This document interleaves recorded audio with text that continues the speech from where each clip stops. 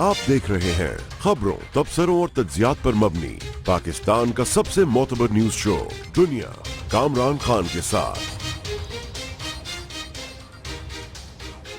अस्सलाम वालेकुम, मैं हूँ कामरान खान। कल का दिन कराची के कानून नाफिज करने वाले इदारे और कराची के अमन अमान की सूरत हाल के हवाले से बहुत अहम है। कल एक बार फिर वज़ीर आज़म जनाब नवाज शरीफ कराची आ रहे हैं, जहाँ पर वो कराची के अमन अमान की सूरत हाल के बारे में एक बहुत अहम इजलास की सदारत करेंगे। इतलात के मुताबिक उनके साथ इंटेलिजेंस एजेंसीज के सरबराह भी होंगे। कराची के कोर कमांडर और सिंध के वज़ीर आला सैयद क़ायम अली शाह इस इजलास में शरीक होंगे, जो कि गवर्नर हाउस में होगा और जिसमें गवर्नर इशरतुल इबाद भी शरीक होंगे। ये फौजी और सियासी क़यादत का कराची के हवाले से एक बहुत अहम इजलास है। इससे पहले वज़ीर आज़म जनाब नवाज शरीफ की 1-on-1 मुलाकात कल chief of army staff general राहील शरीफ के साथ भी हुई थी। हालात में इस वक्त कराची की सूरत हाल में थोड़ी सी खराबी आई थी कल, जब मुत्तहिदा कौमी मूवमेंट के सीनियर रहनुमा रशीद गोडियल को कराची के एक बारानाक इलाके में गोलियां मार के शदीद जख्मी कर दिया गया था। कराची के हालात की खराबी इस वाक़े के साथ तो ज़रूर हुई है, लेकिन मजमूई तौर पर शहर की सूरत हाल दहशत गर्दी के हवाले से, अगवा बराए तावान, भत्ताखोरी के हवाले से बहुत ज़्यादा बेहतर हुई है। लेकिन इसके बावजूद कराची का बहुत बड़ा मसला अब भी बाकी है। कराची की शाहराहें पहले जैसी ही गैर महफूज है, बल्कि ये कहा जाए तो बेजा ना होगा कि कराची की शाहराहें कराची ऑपरेशन के बाद और ज़्यादा गैर महफूज हो गई है। इसकी बड़ी वजह यह है कि कराची में हालिया महीनों में स्ट्रीट क्राइम्स में एक बार फिर इजाफा हुआ है और वो इस हद तक पहुंच गया है कि कराची में तकरीबन 125 लोग रोजाना लूटे जा रहे हैं। ये आदाद शुमार उन सरकारी आदाद शुमार से मुरतब किए गए हैं जिसके मुताबिक इस साल के पहले 6 माह में कराची में 21,000 अफराद को बंदूक की नोक पर लूट लिया गया। इसका मतलब यह है कि लोग दहशत का शिकार हैं और शहर की सड़कों में स्ट्रीट क्रिमिनल्स दंदनाते घूम रहे हैं। वाज़े तौर पे रेंजर्स की जिम्मेदारियों में स्ट्रीट क्राइम्स को रोकना नहीं है, फौज की जिम्मेदारियों में स्ट्रीट क्राइम्स के खिलाफ काम करना नहीं है, लेकिन पुलिस जिसमें प्रेशर कम है इस मामले में इंतहाई नाकारा नजर आती है और नाअहल कार्रवाई, नाअहली का सबूत दे रही है, जिसकी वजह से कराची के मजमूई हालात में जो बेहतरी हुई है उसमें रोजाना एक खराबी नजर आती है, जब कम अज कम 125 खानदानों के लोग शहर के मुख्तलिफ इलाकों में बंदूक की नोक पर लूट लिए जाते हैं। कराची में पुलिस को बहुत अच्छी तरह से पता है वो कौन से मकामात हैं जहां पर लोगों को लूटा जाता है और वो कौन से मकामात हैं जहां पर ट्रैफिक जैम के दौरान एक नहीं, दो नहीं, तीन, चार गिरोह हमलावर होते हैं शहरियों पर और बंदूक की नोक पर उनकी कीमती अशिया को लूट लेते हैं। इसी वजह से कराची के हालात सड़कों के हवाले से इंतहाई गैर महफूज नजर आते हैं और स्ट्रीट क्राइम्स में वो कमी बिल्कुल नजर नहीं आ रही जो दूसरे मामलात में नजर आती है, बल्कि खतरनाक बात यह है कि उसमें तेजी नजर आई है और इस सिलसिले में सिंध पुलिस अपनी कार्रवाइयां नहीं कर रही। वजीर आजम जब कल अमन अमान के हवाले से इजलास की सदारत करेंगे तो लाजिम होगा कि वो कराची की इन गैर महफूज सड़कों के हवाले से सिंध की हुकूमत और सिंध के पुलिस के सरबराह की और उनके हुक्काम की जरूर क्लास लें और यकीनी तौर पे कराची के इन अवाम की तर्जुमानी करें। अब दोबारा से सुनने में आ रहा है कि स्नैचिंग भी हो रही है। पिछले तकरीबन 6 माह से ऐसी चीज़ें थी, बिल्कुल सही थी। अब कुछ 2-4 दिनों से फिर शुरू हो गया है। कोई बिल्कुल सिंधी मुस्लिम सोसाइटी पे बाकायदा डाकू आए हैं, उसकी गाड़ी छीन के भागे हैं, उसके ड्राइवर को भी साथ ले गए। बच्चे का 8:30 बजे सुबह सवेरे जॉब पे जा रहा था, बाइक भी छीन ली, मोबाइल भी छीन लिया, गाड़ी के कागजात भी गए। कभी सही हो जाता है, दोबारा शुरू हो जाती है, दोबारा शुरू। गवर्नमेंट को ही तवज्जो देनी चाहिए। रेंजर्स जो है वो अपना वर्क कर रही है, काफ़ी हद तक इन्होंने कम कर दिया है, पहले के बनिस्बत तो बहुत ज़्यादा, बहुत रेशो कम हो गया। न्यूज़ तक ख़त्म हुआ था, बस उससे आगे तो चल ही रहा है ये सिलसिला। स्ट्रीट क्राइम में यहाँ कराची में तो ना रुकने वाला एक सिलसिला है। पहले तो काफ़ी अमन हो गया था, लेकिन अब पिछले चंद एक दिनों से दोबारा से ये स्नैचिंग, मोबाइल स्नैचिंग वगैरह फिर से स्टार्ट हो गई है। यकीनी तौर पे कराची के मसाइल को ठीक करना होगा तो इस मसले से ज़रूर हल करना होगा और सिर्फ ये मसला नहीं है, कराची के अमन अमान को बेहतर करना है, कराची को दोबारा उसी तरह का आबोताब देनी है जो कि हमेशा से इसके साथ मंसूब रही है। तो न सिर्फ ये कि स्ट्रीट क्राइम्स पर काबू पाना होगा, बल्कि कराची के अवाम का सबसे बड़ा और भयानक मसला कराची में पानी का मसला है, जो कि अब हर घर का मसला बन चुका है। और उससे भी ज़्यादा जुल्म की बात यह है, जो कि वज़ीर आज़म के इल्म में भी है, कि कराची वालों का पानी रोज़ाना चोरी करके कराची वालों को ही टैंकर्स की सूरत में बेच दिया जाता है और जिसकी वजह से एक इत्तला के मुताबिक, महदूद अंदाजे के मुताबिक तकरीबन 3 अरब रुपए का पानी खुद कराची वाले रोज़ाना खरीदते हैं। और कराची के बड़े बड़े इलाके ऐसे हैं जहाँ पर नलकों में पानी नहीं आता और सारा पानी खरीदा जाता है। इसके लिए एक बड़ी अरबपति माफिया काम कर रही है और भरपूर कोशिशों के बावजूद ये टैंकर माफिया या पानी माफिया ہر صورت سے کام کرتی نظر آ رہی ہے اور اس سلسلے میں سندھ حکومت یقینی طور پہ براہ راست یا کوئی انڈائریکٹ کارروائی بھی نہیں کرتی، کیونکہ اس کے بڑے بڑے اس کے ساتھ ملے ہوئے ہیں اور یہ کراچی کی پانی مافیا جو ہے اس نے کراچی کو ایک بہت ہی کٹھن صورتحال سے دوچار کر رکھا ہے، بالکل اسی طرح سے جیسے اسٹریٹ کرمنلز کراچی والوں کی زندگی کو اجیرن کر رہے ہیں۔ اس کے ساتھ ہی کراچی کے پبلک ٹرانسپورٹ کا مسئلہ بہت زیادہ سنگین ہے، روزانہ ہزاروں کراچی والے مجبور ہوتے ہیں کہ وہ بسوں کی چھتوں پر سفر کریں، اور بسوں کی چھتوں پر سفر کرنا انتہائی ایک ایسا قابل رحم اسپیکٹیکل ہوتا ہے، وہ شکل ہوتی ہے جو کہ روزانہ کراچی والے دیکھ رہے ہوتے ہیں، اور ان پر رحم آتا ہے جو ہزاروں کی صورت میں جن کے پاس پبلک ٹرانسپورٹ نہیں ہے، اور جو ٹرانسپورٹ ہے وہ انتہائی ٹوٹی پھوٹی ناکارہ بسیں ہیں، اور اس کی بھی چھتوں پر یہ لوگ سفر کرنے پہ مجبور ہوتے ہیں، کرایہ پورا دیتے ہیں لیکن ان کی داد رسی کرنے والا کوئی نہیں ہوتا۔ اس موقع پہ جناب وزیر اعظم نواز شریف کل جب وہ کراچی میں اس اجلاس کی صدارت کریں گے تو انہیں یاد رہے کہ ان کے بہت سارے وعدے ہیں، اب تقریباً 2 سال ہو گئے ہیں مگر ان وعدوں کی پورے ہونے کی صورتحال گراؤنڈ پہ کہیں نظر نہیں آ رہی، وہ وعدے جو انہوں نے کراچی والوں سے کیے ہوئے ہیں۔ ہم اپنا یہ کراچی لاہور موٹر وے پہ کام شروع کر رہے ہیں، اس کے باوجود ہم کراچی کے اندر جو ہے وہ ہم نے ٹرانسپورٹ سسٹم کو جو ہے وہ وہاں پہ ٹھیک کرنے کی کوشش کی ہے۔ وہاں پہ جو گرین لائن ہے اس کو ہم نے وفاقی حکومت نے اس کو فنڈ کرنے کے لیے اعلان کیا ہے، اور وہاں انشاءاللہ بہت جلدی، جتنی جلدی لاہور میں، میری تو خواہش ہے کہ جتنی جلدی لاہور میں جو ہے وہ میٹرو بس بنائی گئی ہے اتنی ہی جلدی کراچی کے اندر بھی گرین لائن جو اس کو شروع کر کے اس کو مکمل کیا جائے۔ ہماری انشاءاللہ اللہ چاہے گا تو کراچی میں سرکلر ریلوے بنے گی۔ کل میری جیپنیز ایمبیسڈر سے ملاقات ہوئی پرسوں، اور ان سے میں نے کراچی سرکلر ریل کی بات کی ہے، اور انشاءاللہ وہ بہت جلد اس کے اوپر اچھا فیصلہ کریں گے۔ کیونکہ یہ براہ راست وزیر اعظم کی ذمہ داری نہیں ہے، لیکن جہاں پر انہوں نے دوسری چیزوں کی ذمہ داری لی ہے سندھ حکومت کے حوالے سے اور کراچی کے حوالے سے، تو انہیں یہ بھی دیکھنا ہوگا کہ کراچی میں صفائی ستھرائی کا نام اب دور دور تک نہیں ہے۔ کراچی کی سڑکیں، فٹ پاتھیں اور نالوں کے سائے کوڑوں کے ڈھیر بنے نظر آتے ہیں۔ کراچی کا پورا شہر، کسی گلی میں، کسی سڑک میں، کسی علاقے میں چلے جائیں تو آپ کو کوڑوں کے انبار نظر آئیں گے، اور اس میں صفائی ستھرائی کا انتظام دور دور تک نظر نہیں آتا۔ ایسا لگتا ہے کہ یہ نظام ہی شہر سے ہمیشہ کے لیے ختم ہو گیا ہے۔ پورا شہر کچرا کنڈی بن چکا ہے اور ہر جگہ گندگی کے ڈھیر بنے ہوئے ہیں جہاں سے بیماریاں بھی پیدا ہو رہی ہیں، مگر کہیں پر بھی یہ نظام نظر نہیں آتا جس میں کہ روزانہ صبح یا شام شہر کو صاف کیا جائے، چاہے شہر کے 12 نقطرین علاقے، طارق روڈ ہو، چاہے ناظم آباد ہو، چاہے عزیز آباد ہو، چاہے ملیر ہو، چاہے گلشن اقبال ہو، کسی علاقے کی سڑکوں میں، ان کی گلیوں میں چلے جائیں آپ کو کوڑوں کے ڈھیر نظر آئیں گے۔ ایسا لگتا ہے کہ جہاں نہ یہاں پہ پانی کے حوالے سے کوئی وارث ہے کراچی کا، اور نہ ہی لا اینڈ آرڈر کی سڑکوں کی غیر محفوظ کے حوالے سے ہے، اسی طرح سے ایسا لگتا ہے کہ کراچی کو کوڑا کا ڈھیر بننے دیا جا رہا ہے۔ سندھ حکومت اس سلسلے میں کچھ نہیں کر رہی، ضلعی حکومت اس سلسلے میں کچھ نہیں کر رہی۔ شاید وزیر اعظم کو اس معاملے میں بھی براہ راست قدم اٹھانا پڑے گا، کیونکہ اگر مجموعی طور پہ شہر کی حالات کو ٹھیک کرنا ہے تو صرف دہشت گردی کے خلاف آپریشن سے یہ معاملات ٹھیک نہیں ہوں گے۔ دوسری جانب سندھ حکومت کی بے حسی ہر طرف نمایاں ہے، اور اس کی ایک بڑی مثال ابھی حالیہ دنوں میں سامنے آئی ہے۔ آپ کو یاد ہوگا کہ اب سے چند روز قبل ایک بہت اہم اجلاس میں، جس میں وزیر اعظم بھی شامل تھے اور چیف آف آرمی اسٹاف بھی شامل تھے، ڈائریکٹر جنرل رینجرز نے اس بات کا انکشاف کیا تھا کہ کراچی میں ہر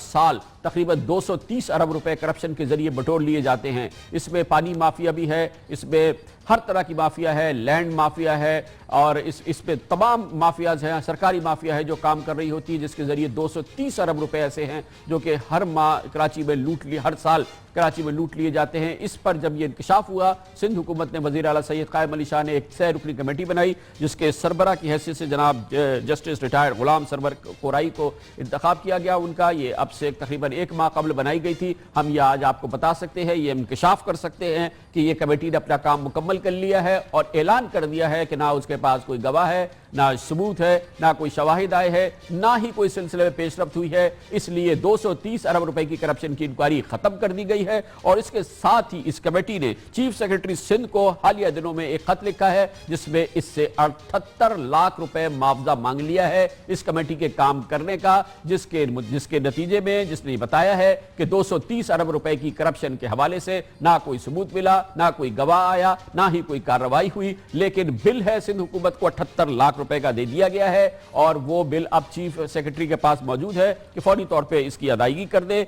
इसमें जनाब जस्टिस गुलाम सबीर कुरैशी के अलावा 2 दूसरे मेंबर्स भी शामिल थे और बहुत अहम कमेटी थी और ख्याल ये था कि इसके जरिए शायद 230 अरब रुपए की नहीं तो 230 रुपए की करप्शन सामने आ जाए, लेकिन 230 अरब की तो क्या आती, 230 की भी नहीं आई और अब ये काम खत्म कर दिया गया है। ये एक बहुत अहम पेशरफ्त है जो कि अभी हालिया दिनों में सामने आई है और चंद दिन पहले ही चीफ सेक्रेटरी सिंध को इस कमेटी ने 230 अरब रुपए की करप्शन के हवाले से अपनी रिपोर्ट भेज दी है, जिसमें कहा गया है कि 230 तो क्या 23 रुपए की भी करप्शन साबित नहीं हुई है मगर 78 लाख रुपए की अदायगी कर दे। ये है सूरत हाल उस सूबे की जहां पर कल वजीर आजम जनाब नवाज शरीफ आ रहे हैं और जहां पर वो बहुत अहम इजलास की सदारत करेंगे और चंद घंटे कराची में रहने के बाद एक बार फिर आज़िम सफर हो जाएंगे इस्लामाबाद की तरफ, मगर इस तरह से मसले का हल नहीं होगा। ये देरीना और इंतहाई कठिन मरहले हैं और मसले हैं और इसको हल करने के लिए बहुत शदीद हिम्मत की और बहुत शदीद इनिशिएटिव की जरूरत होगी। लेकिन सिंध में जो मेरिट का हाल है, जिस तरह से मेरिट का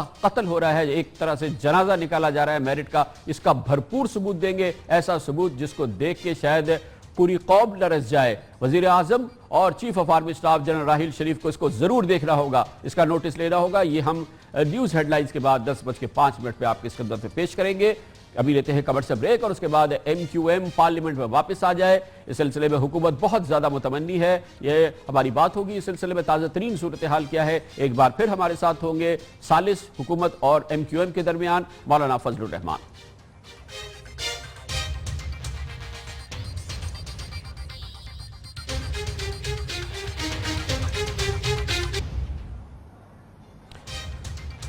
वेलकम बैक। एक बार फिर मौजू आज छाया रहा है और आज सुबह वज़ीर आज़म ने अपनी मसरूफियत की आगाज़ भी इस मौजू पर की, यानी कि मुत्तहिदा कौमी मूवमेंट को जल्द अज जल्द पार्लियामेंट में वापस लाया जाए और इस हवाले से आज उनकी पहली मसरूफियत थी मौलाना फजलुर रहमान से मुलाकात, जिन्होंने कल MQM से मुलाकात की थी और MQM से मुलाकात के दौरान एक बहुत नाखुशगवार सानहा हुआ था जिसमें MQM के सीनियर रहनुमा रशीद गोडियल को गोलियां मार के शदीद ज़ख्मी कर दिया गया था। लेकिन उसके बावजूद ये मुज़ाकरात जो पार्लियामेंट में MQM की बहाली के हवाले से थे और जो इसमें कि मौलाना फजलुर रहमान सालिस का किरदार अदा कर रहे थे, वो जारी भी रहे थे और उसके एक पॉजिटिव मस्बत रद्द अमल का भी इज़हार किया था मौलाना फजलुर रहमान ने, डॉक्टर फारूक सत्तार ने, जिसकी वजह से ये सफ़र आगे बढ़ा और आज इसकी रिपोर्ट मौलाना फजलुर रहमान ने जो सालिस की हैसियत से थे आज दूसरे फरीक यानी कि वज़ीर आज़म जनाब नवाज शरीफ को पेश की और ये आज जनाब वज़ीर आज़म की सबसे पहली मसरूफियत थी, जिसमें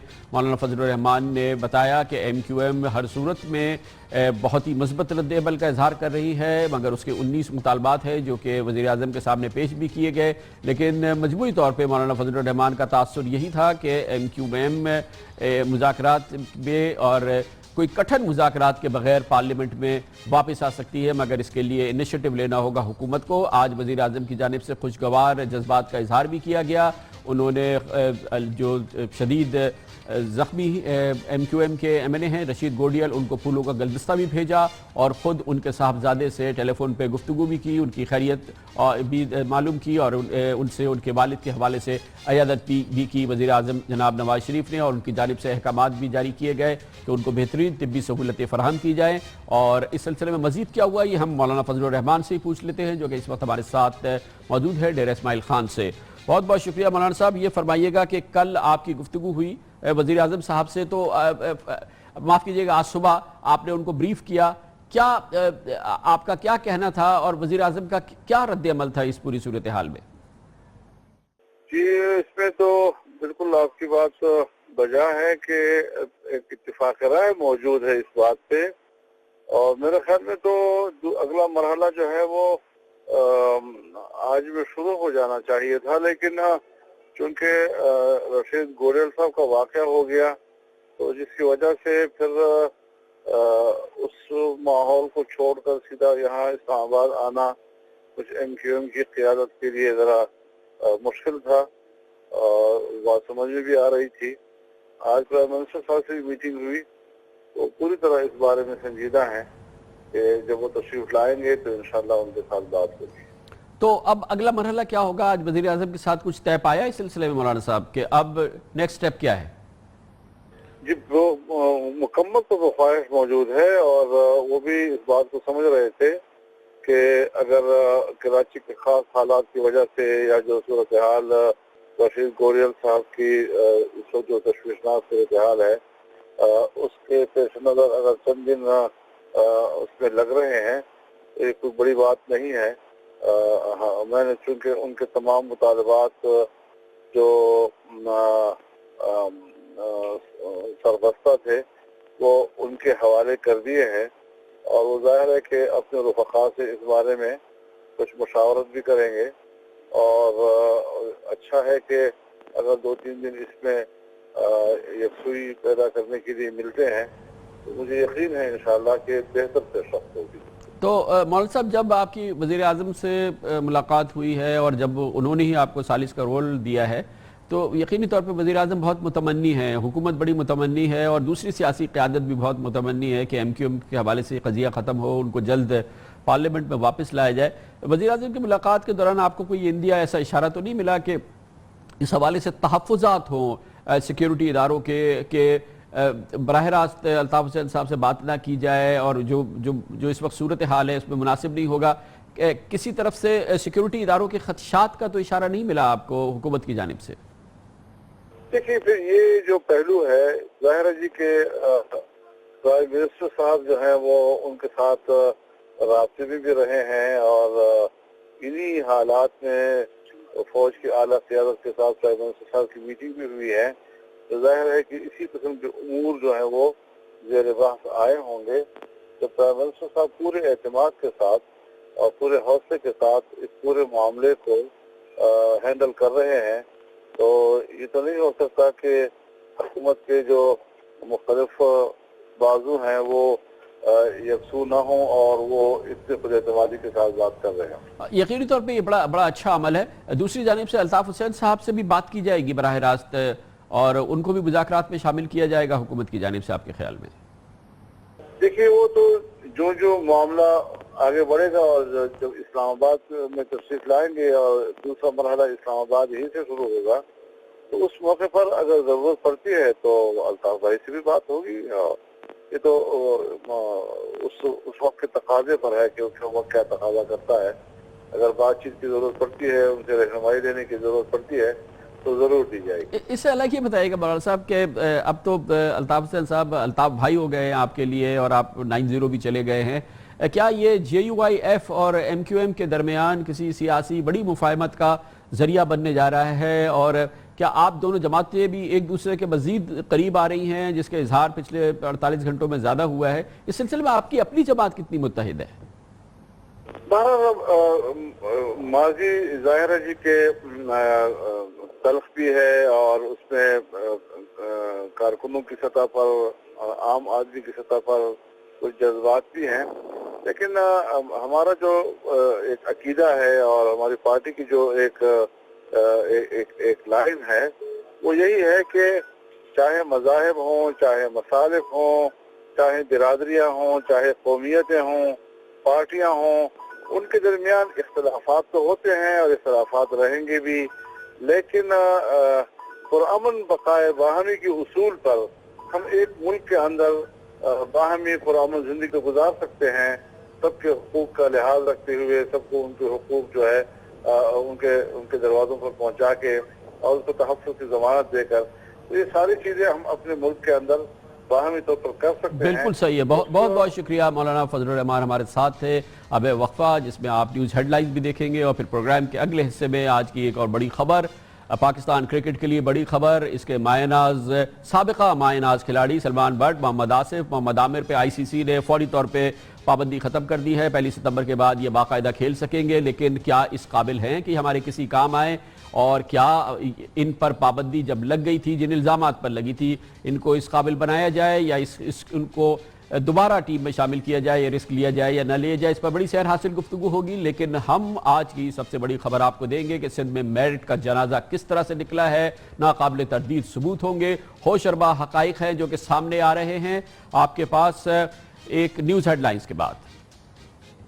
کمیشن میں نے دیکھا کہ لوگ گھوم رہے ہیں، چٹھیاں آ رہی ہیں بڑے لوگوں کی، بالکل پیورلی میرٹ پر جتنے لینے تھے مجھے 200 तकरीबन 35। हाँ, कुछ लोगों की तरफ से मैसेजेस आए कि ये आपने सब हर चीज़ 100% आपने मेरिट पर किया है। ऐसे नहीं होता है सियासी हुकूमतों में।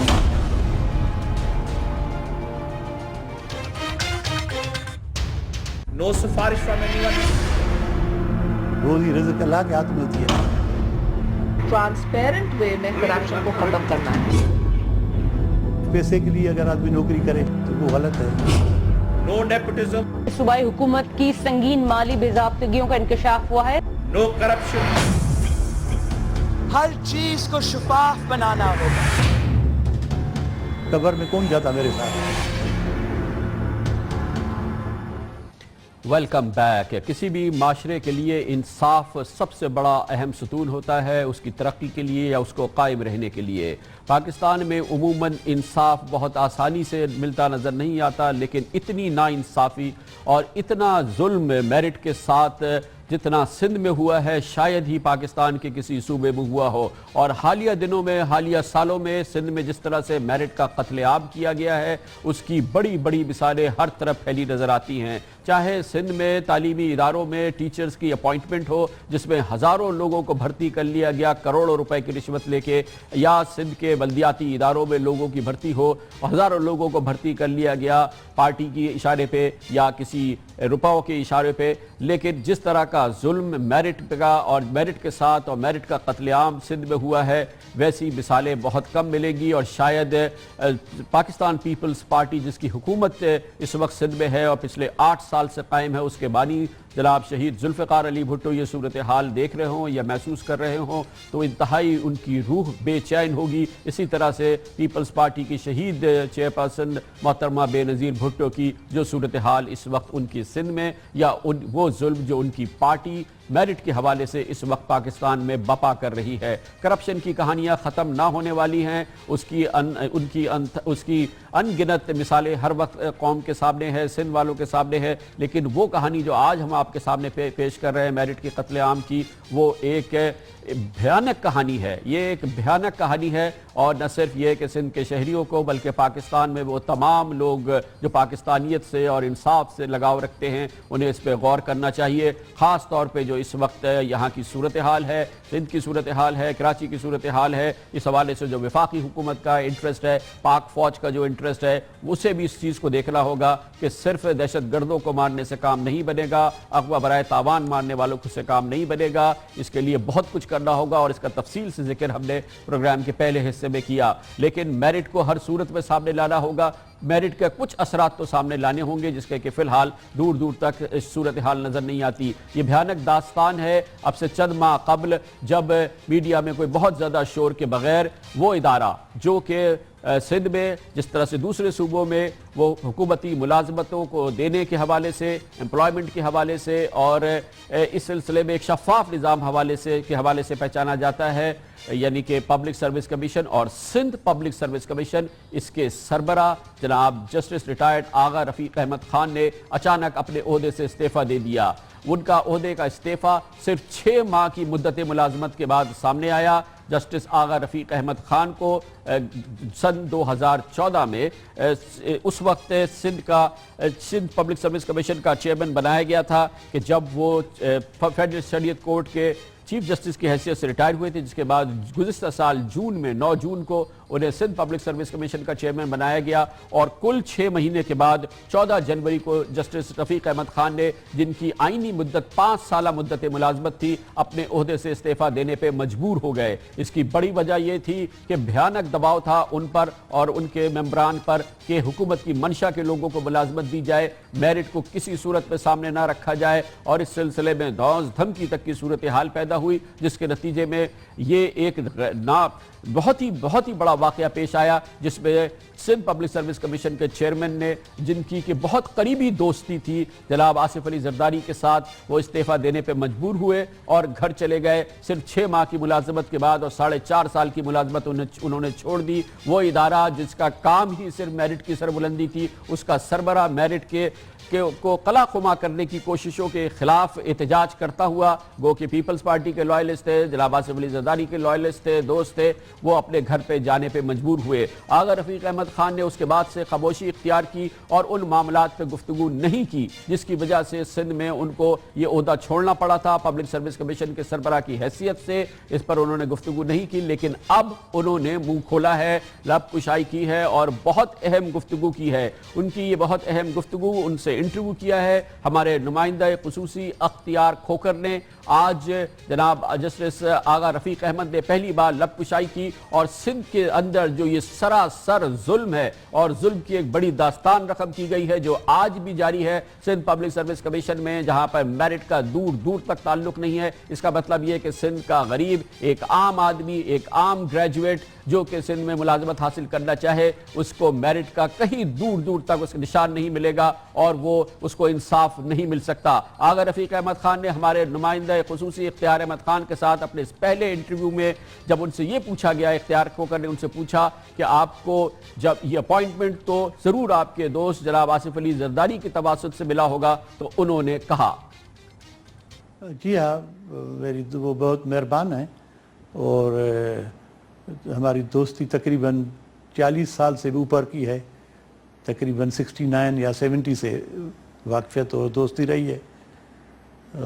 تو وہ میں جب ریٹائر ہو رہا تھا تو میں ان سے کرٹسی کال کے لیے جاتے ہیں، الوداعی ملاقات کے لیے جاتے ہیں، تو میں ریٹائرمنٹ سے کچھ پہلے اس کے پاس گیا تھا، اسے بتایا تھا کہ ابھی میری ٹینیور پورا ہو رہا ہے، تو اس نے کہا تو پریزیڈنٹ آف پاکستان، جی ہاں وہ پریزیڈنٹ آف پاکستان سے، تو اس نے پوچھا کہ آپ کیا کریں گے، اس کے بعد کیا کریں گے؟ میں نے کہا کچھ بھی نہیں کروں گا، فلاحی کام کروں گا یا اور کچھ کروں گا، میرے پاس تو کوئی اور دھندا ہے نہیں اور کوئی ملکیت بھی نہیں ہے، میں یہی ہے وکالت کا کام کروں گا اور کیا کروں گا۔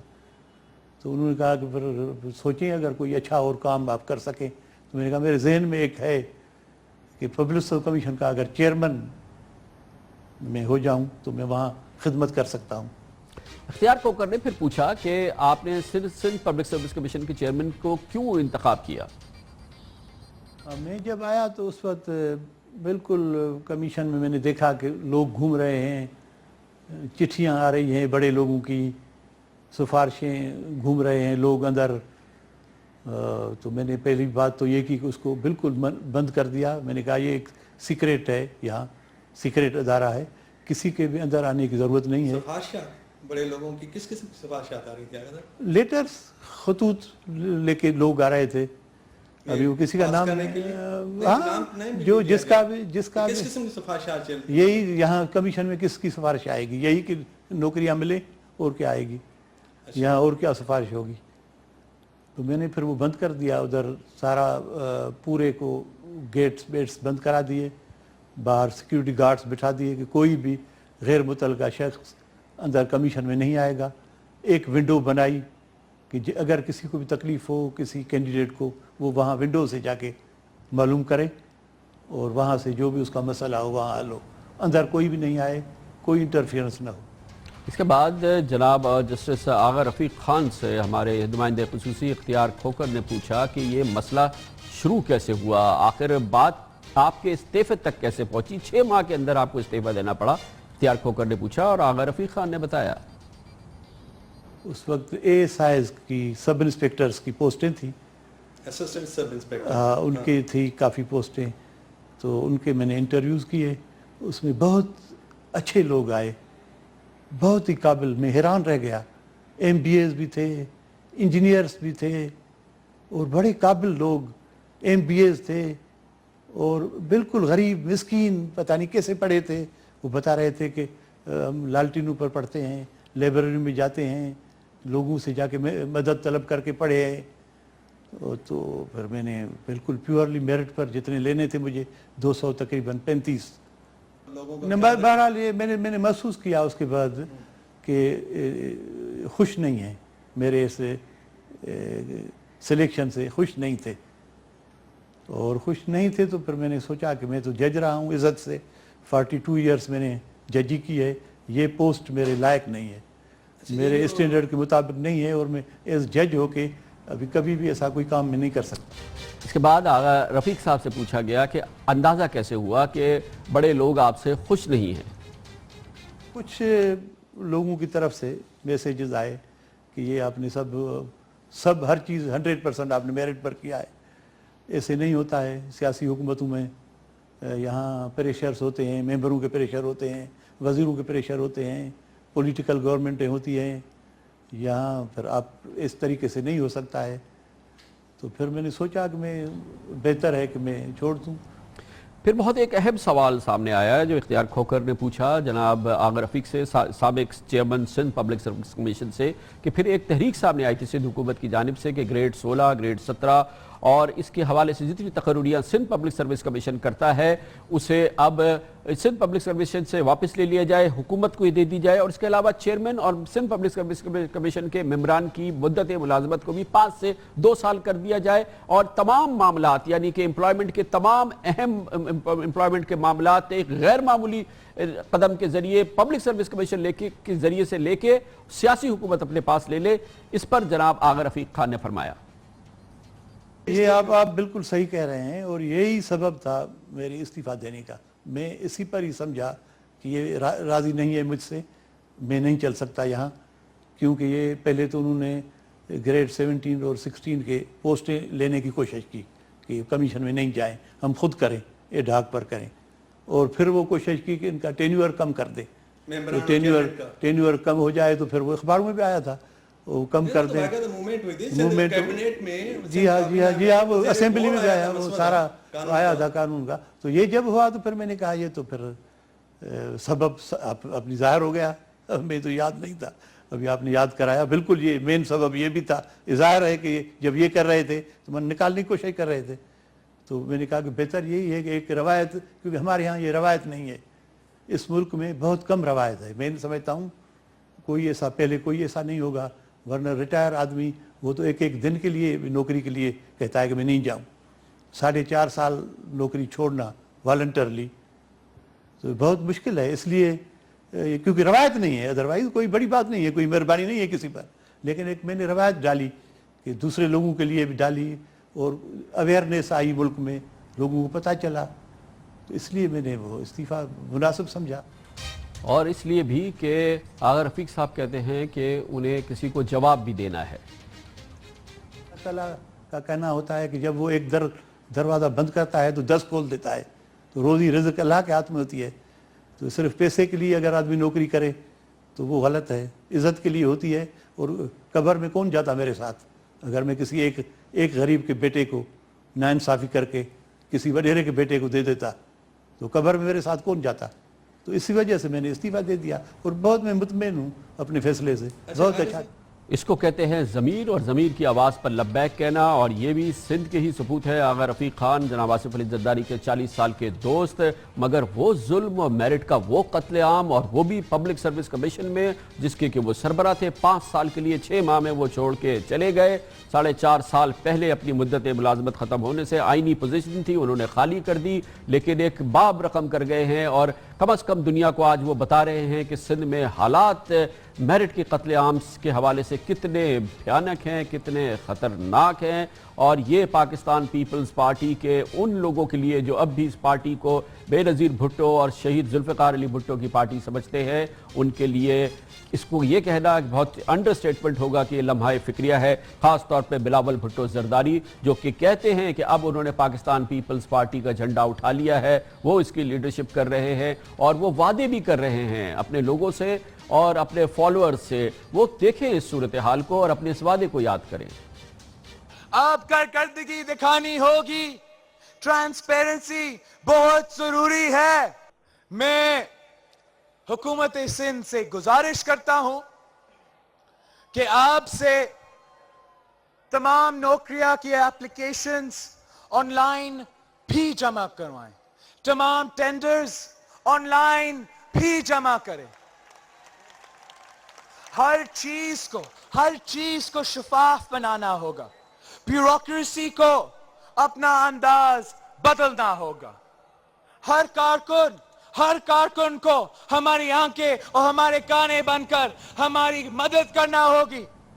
کتنی افسوس کی بات ہے کہ بلاول بھٹو زرداری بے نظیر بھٹو کے صاحبزادے پیپلز پارٹی کے سربراہ کی عوامی گزارش درخواست हुकूमत सिंध ने सरासर रद्द कर दी। एक रत्ती भी इस दरख्वास्त का उन्होंने कबूल नहीं किया। बिलावल भुट्टो की क्या कबूल करते जब उन्होंने पाकिस्तान पीपल्स पार्टी शहीद जुल्फ़िकार अली भुट्टो का कौम से ये वादा फरामोश कर दिया। I have got children and I have got wives. They will not come into the picture. They will be nowhere in the picture. And if my children or my family or my wives think that they can exploit my position, they are sadly mistaken, because I will make them accountable as anyone else. So that must be known clearly to everyone. No sufarish from anyone, no nepotism, no corruption and no maladministration. یہ تھا شہید ذوالفقار علی بھٹو کا قوم سے وعدہ Pakistan Peoples party کے بانی کا۔